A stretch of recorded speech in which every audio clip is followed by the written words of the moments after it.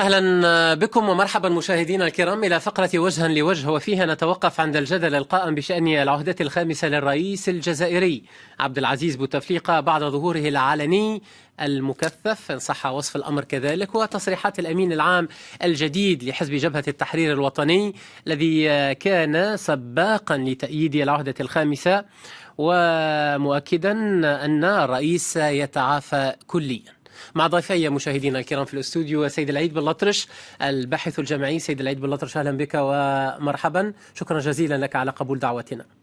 تحية طيبة أستاذ حكيم. مرحبا بك، ورحب أنا وأنت سيد العيد بن لطرش بضيفي في جانب المقابل في الاستوديو السيد صالح حجاب الناشط السياسي والحقوقي. سيد صالح حجاب أهلا بك ومرحبا، شكرا جزيلا لك أيضا على قبول هذه الدعوة. شكرا أستاذ. وأبدأ من هذا السؤال الرئيسي: هل صحيح كما يشير البعض وكما كتبت حتى الصحافة المحلية الوطنية والدولية من أن ماكينة أو آلة العهدة الخامسة قد بدأت فعلا في الدوران في الجزائر؟ أطرح عليك السؤال أولا سيد صالح حجاب الناشط السياسي والحقوقي، هل بدأت هذه الآلة تعمل وتدور؟ صراحة سمعنا هناك يعني بعض المطبلين لقضية العهدة الخامسة الذين لا يجب أن نأخذ كلامهم يعني محل الجد، يعني الجد، لأن عمار بن يونس الجزائريين يعرفون محله من الإعراب ومن السياسة. ولد عباس نفس الشيء. ولد عباس كيف له أن يخرج من ثلاجة الموالي للنظام ألا وهي مجلس الأمة إلى يخرج عمار بن يونس رئيس الحركة الشعبية الجزائرية، وسيد جمال ولد عباس الأمين العام الجديد لحزب الأفلان جبهة التحرير الوطني. نعم، الأول عمار بن يونس هو في حزب يعني شبه حزيب معارض مطبل للنظام، لا يملك برنامج، وكل ما يقوله برنامج الرئيس. هذا ولد عباس يتكلم عن العهدة الخامسة.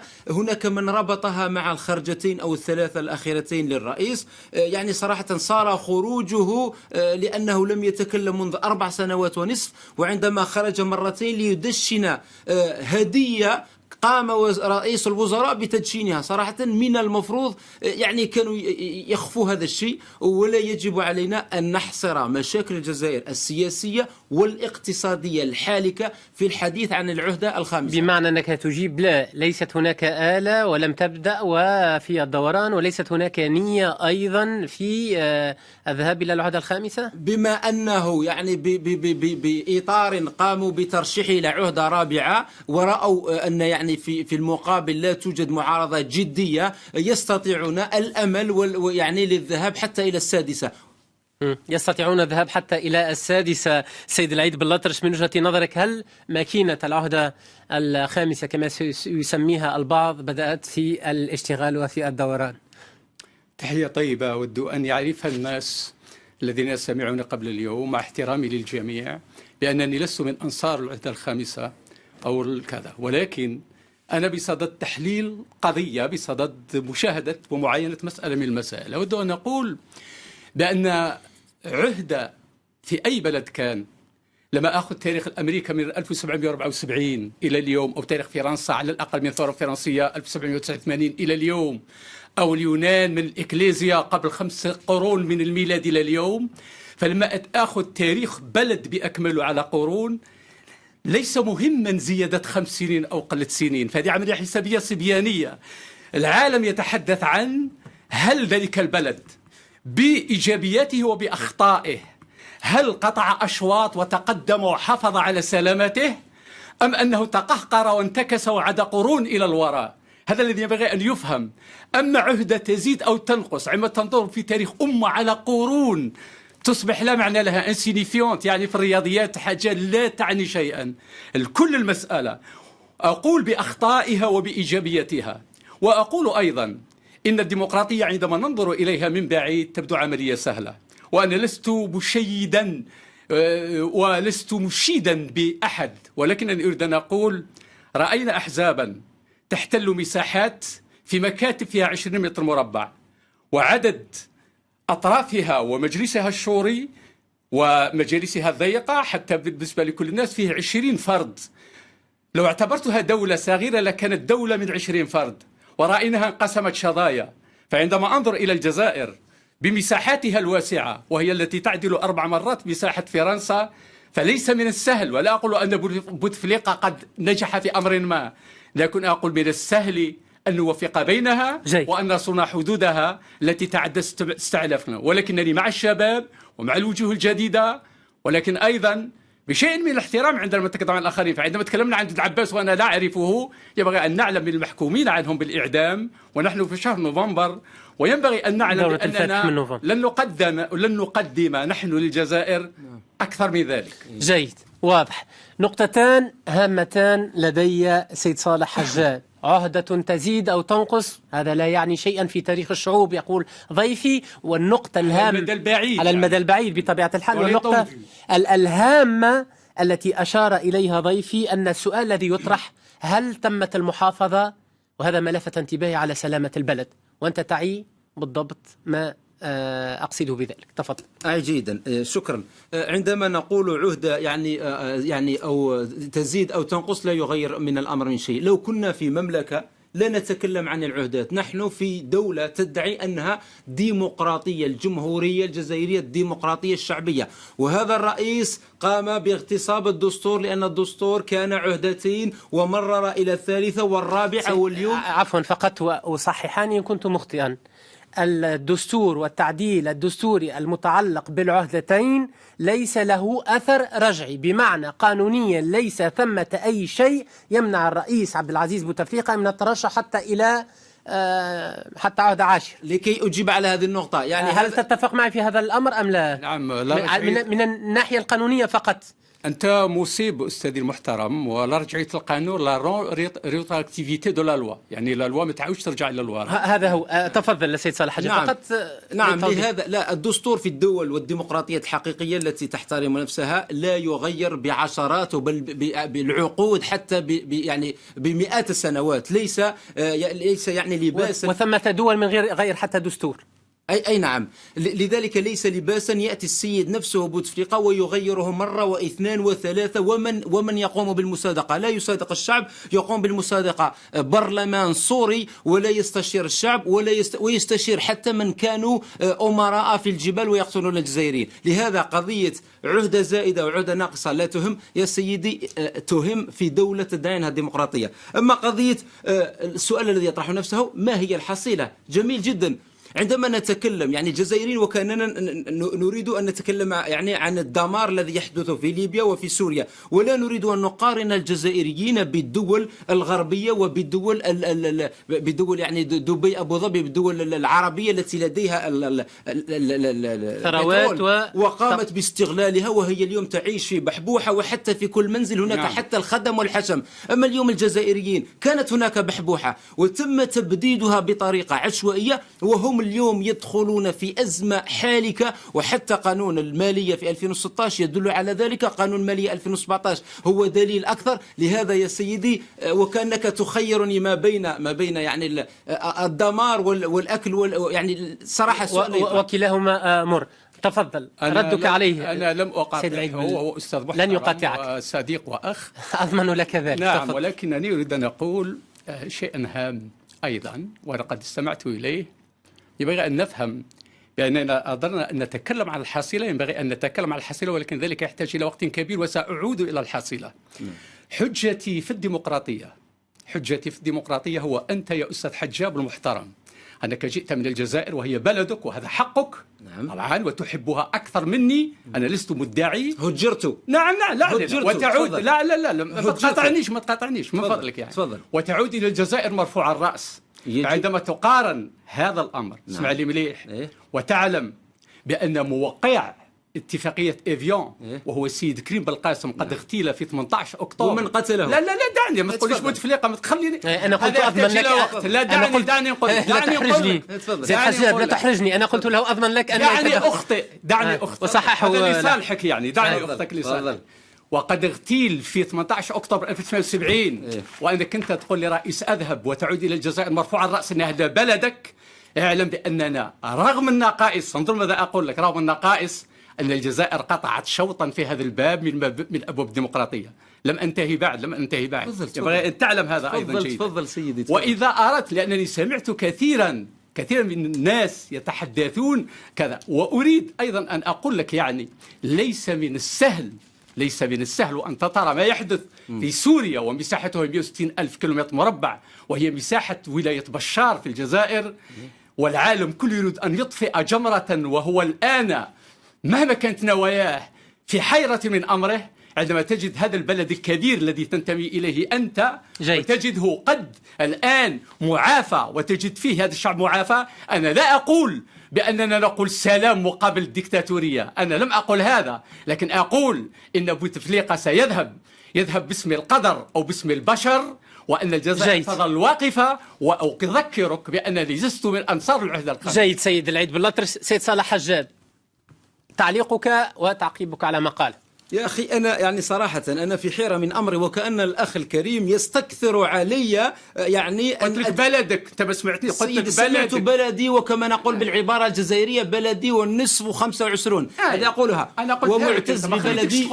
نعم سيد العيد بالذات ومعتز ببلدي، وحبي لبلدي يجعلني أتمنى أن يكون أحسن من الدول الغربية. لا أريد أن أكون في بلد أين اليوم في الجزائر الطابور من أجل شراء الحليب يا ناس. اليوم في الجزائر ننتظر الماء بالأسبوع. اليوم صراحة الجزائر الأموال اللي كانت عندها لو سيرت بيد نزهاء بطريقة نزيهة لصرنا اليوم نعيش، لصار الشعب الجزائري يعيش في رغد. أما اليوم طريقة تبديدها، والدليل يعني الكبير جدا، لو كانت يعني سيرت بطريقة جيدة لما يأتي أغلبية الوزراء اللي يعيشون. صالح حجاب، لم تجبني على نقطة أخرى هامة، تتحدث على الاقتصاد الذي ربما تعاني من تدهوره بلدان عدة كثيرة، ولكن مسألة هامة أشار إليها ضيفي، وهي تحسب للرئيس عبد العزيز بوتفليقة، لذلك سأعود على الذين ما زالوا اليوم يدافعون عنه وربما يرغبون حتى في أن يكون في عهدة سادسة، هي الاستقرار الجزائر في محيط مضطرب. وهذا ما قاله الرئيس حتى في رسالته الخاصة لمجلة أفريق آزي. تفضل.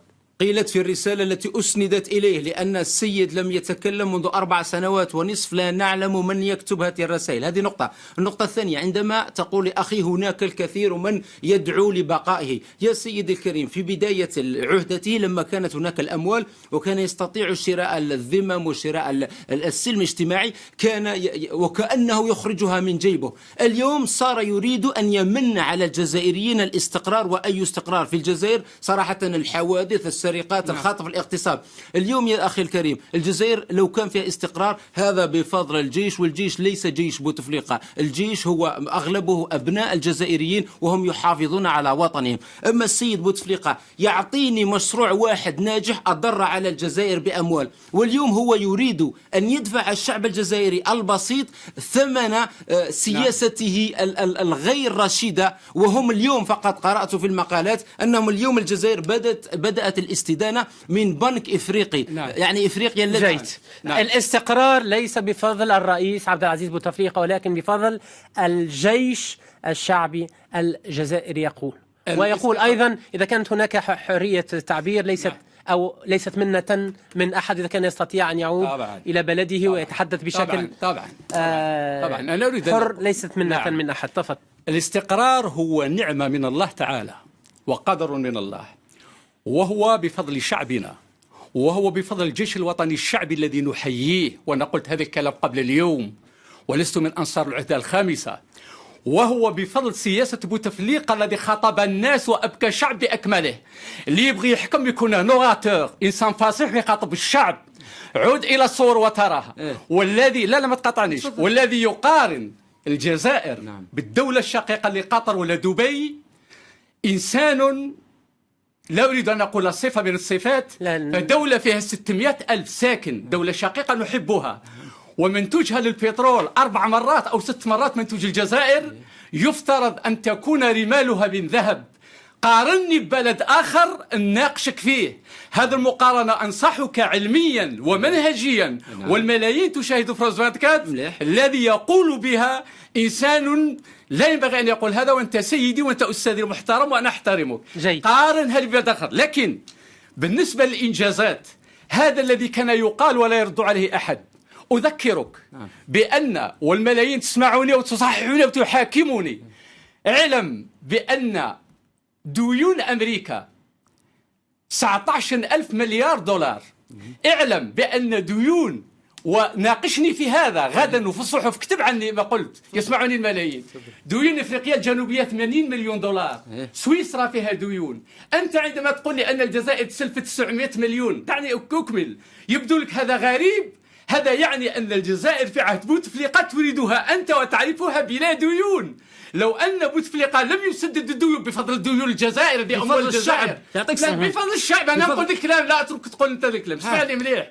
الذي يحكم تكون عنده خطاب يخاطب به الناس، وهذا الرجل الذي يتحدث عنه، اسمع لي مليح، لو كنت تعلم رجل صال وجال في الدبلوماسيه الجزائريه ويعرفه العظماء، يعرف كينيدي ويعرف عظماء، إذا كان ينبغي أن يذهب ينبغي أن يذهب، لأن الناس الذين حكم معهم لم يبقوا في هذا العالم ولم يبقوا ساسة عاشرهم. أنا لهذا السبب أعاتبه، ولهذا السبب أقول له اذهب، ليس في عالمك جمال عبد الناصر دون أن أنقص من الرؤساء شيئا.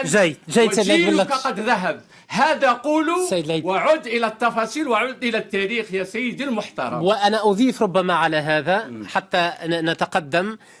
كثيرون اليوم يقولون إن الرئيس عبد العزيز بوتفليقة، صححني إن كان هذا الأمر خطأ والقول ليس لي، يحظى بتأييد الجيش وعدد كبير من الأحزاب والمنظمات الجماهيرية، ولا يبدو عليه إن أراد ذلك من الصعب، لا يبدو من الصعب عليه أن يفوز بولاية خامسة إذا شاء الترشح لذلك، وهو لم يعلن عن هذا الأمر. تفضل.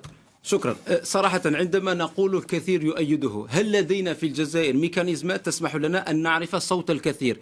اليوم عندما نقول هناك منظمات وأحزاب، بوتفليقة منذ مجيئه قام بإعطاء ساحة شكلية، قام بتلغيم الساحة السياسية، والدليل لديك حزب جبهة التحرير الذي قسمه إلى قسمين، التجمع الديمقراطي، ثم خرج عنه أحزاب أخرى مطبلة. لهذا عندما تتكلم هذه الأحزاب ليست أحزاب معارضة حقيقية. هذه النقطة الثانية. عندما أريد أن أجيب فقط لا فقط نقطة قبل أن تجيب، هل خرجت في الجزائر، وإحنا تابعنا الحراك الاجتماعي وحالات الغليان في غرداية في غيرها، مظاهرة يوما ما تطالب برحيل الرئيس عبد العزيز بوتفليقة؟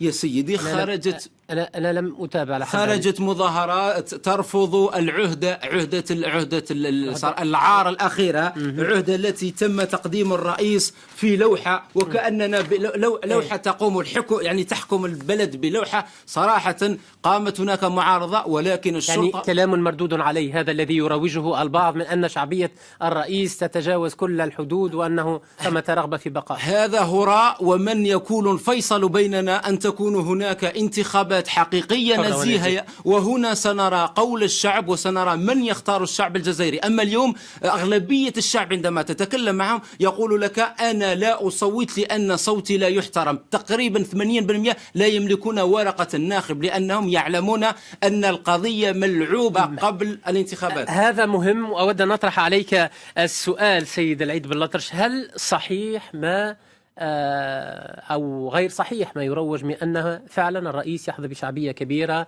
يحظى باحترام فئة كبيرة من المواطنين والشعب، أنه فعلا إذا ما أبدى نيته أو رغبته في الترشح لولاية أخرى سيزكى كما تمت تزكيته من بعض الشخصيات السياسية حتى الآن، أم أنه كما يقول ضيفي ثمة احتقان غضب في الشارع، رفض تام لأن يظل في سدة الرئاسة؟ والله أنا لسه لي وسائل، أنا تكلمت بشكل موضوعي يعني، وما قمتش بحمل الرئيس، وقلت أكثر من مرة أن لا بالنظر، أنا أتحدث بالنظر لحصيلة الرجل. نعم. وأنت تحدثت على المصالحة وعلى الوئام وعلى ما قام به الرجل طوال تاريخه. يا أستاذ حكيم، هذا ما ينظر إليه الناس. يا أستاذ حكيم، الحصيلة لا يسعها وقت. وأنا الآن من الجانب الإيجابي تقول ينبغي أن تعلم بأن في الجزائر أنجزت في بضع قليل 10 سدود. الآن نادي أهل الدويرة، سد في الدويرة، أهل الدويرة يسمعوا فيك يقول لك أنت لا تعرف الجزائر. لا ما تقاطعنيش، لن يقاطعك في الدويرة، لن يقاطعك. في كيسير في جيجل، في بوسيابة في جيجل، سد في الصفصاف، سد في بوغوس في الطرف، سد. دعهم يقولوا لك، هم يقول لك أهل هذه المناطق راهم يشوفوا فيك، قول لهم لا دعني أرجوك. طيب سد الماء في مستغانم، في كرادة في مستغانم، أوركيس في بواقي، 17 خط حديدي. دعني ما هذا الوقت أنا أظلم؟ لا عد إلى هذا، وعد إلى هذه المسائل، وإلى 10 محطات لتحلية المياه دو ديسالمون دو لو، والماء الآن فيه هرب حلو في العاصمة لو تعلم. الوقت لا يسعى لهذا، و92 جامعة. هذا الأمور موجودة في الجزائر. اسمعني مليح. 92 جامعة. أنا لو كنت النظام ناخذ الناس ونديهم للأماكن. 92 جامعة. نعم. شوف الأعداد. الوقت لا يتسع. شوف الأرقام تاعك. لا أرقامي أنا يعرفها العالم. أنا الأرقام هذه أعرفها جيدا. ونقول لك شيء أخير. غالبا يقوله الناس وغاضني الأمر أن يقال، وهو عندما يقولون أنه بأموال مشروع مارشال قد تم بناء أوروبا. نعم. هذه مغالطة تاريخية وعلمية. أنا جبت لك الوثيقة يعني من باب الأخوة حتى تشوف. تسميته مش بناء لو ريتابليسمون دو لوروب، أي كما يقول لك يعني ريكوفري بروجرام، يعني نعود بنائها. ونقول لك ماذا؟ نعم. ومعظم تلك الأموال مش لبناء أوروبا، من المواد الجاهزه اغرو اليمونتير في التغذيه 32%، لي برودوي فيني 19%. الطاقه مش بناء دوله. لا اسمعني مش بناء دوله. لديك دوله. الوقت دهمنا. هذه مغالطه علميه خطيره جدا. تعقب على ما قاله. ولدي سؤال اخير مهم جدا، عقب على ما قاله ان كان لديك، وربما اطرح عليك السؤال. اليوم السؤال المطروح في الجزائر امام انقسام المعارضه، البعض يقول انه ليست هناك ثمه معارضة صلبة في الجزائر. من الذي من الممكن أن يكون بديلا مقنعا وخلفا وجيها للرئيس عبد العزيز بوتفليقة؟ نعم. أبدأ بالتعقيب. السيد الكريم في دقيقة واحدة وهو يختم في دقيقة واحدة لأن الوقت دهم. يعطيني قائمة سدود ولا أعلم ماذا. من بداية هي أموال الشعب، هذه النقطة الثانية. النقطة الأخرى هل اسمح لي النقطة الثانية لا تقاطع حتى لا يقاطعك في دقيقتك. النقطة الثانية، هؤلاء الناس أطلب منهم الذهاب إلى المنزل وفتح الحنفية ويجيبونك السيد قال نستطيع تنظيم 2 كوب دي موند، 2 دورة عالمية، وهو لا يجد حتى ملعب مثل الدول التي مسحت ديونها. عندما أرجع هذا السؤال، اليوم الجزائر في ظل الاختناق السياسي الاقتصادي لا يلزمنا رئيس يعني هكذا شكلي، يجب أن تكون هناك مرحلة انتقالية تحكمها أحزاب المعارضة، ونضع على الفور اليوم مشروع اقتصادي لإنقاذ الجزائر، لأننا نذهب إلى الإفلاس. جيد. انتهت الدقيقة. لك دقيقة سيد العيد بالأطرش ولك كلمة الختام. أنا أولا أجدد احترامي للأستاذ حجاب أخي وأستاذي، وأقول الاختلاف رحمة، وأنا لست من أنصار العهدة الخامسة وما قدمت. هل ثمة بديل؟ أجبني على سؤال. ولكن ثمة بديل. أنا أقول يا أستاذ حكيم، السيد بوتفليقة هو رجل غير عادي بالنظر إلى ماضيه الدبلوماسي. نعم. وجاء في ظرف غير عادي. في 99. لا دعني. لا تأخذ من وقتك. وجاء في سيد حجاب. أرجوك سيد حجاب رجل غير عادي. اسمع لا تأخذ من وقته. سيضطرني ذلك إلى أن أضيف إليه الوقت. جاء في وقت غير عادي. نعم. وقد يخرج أيضا بطريقة غير عادية، ويترك الجزائر غير عادية، ويطلقها آمنة. يريد أن دفنها قبل أن يدفن. يريد دفنها قبل أن يدفن، وسنرى. أنا أشكركم جزيل الشكر على قبول هذه الدعوة هذا المساء. سيد العيد بالأطرش الباحث الجمعي، شكرا جزيلا لك. وكل الشكر جزيل لك أيضا سيد صالح حجاب الناشط السياسي والحقوقي على قبول دعوتنا. كنتم معنا في فقرة وجها لوجه.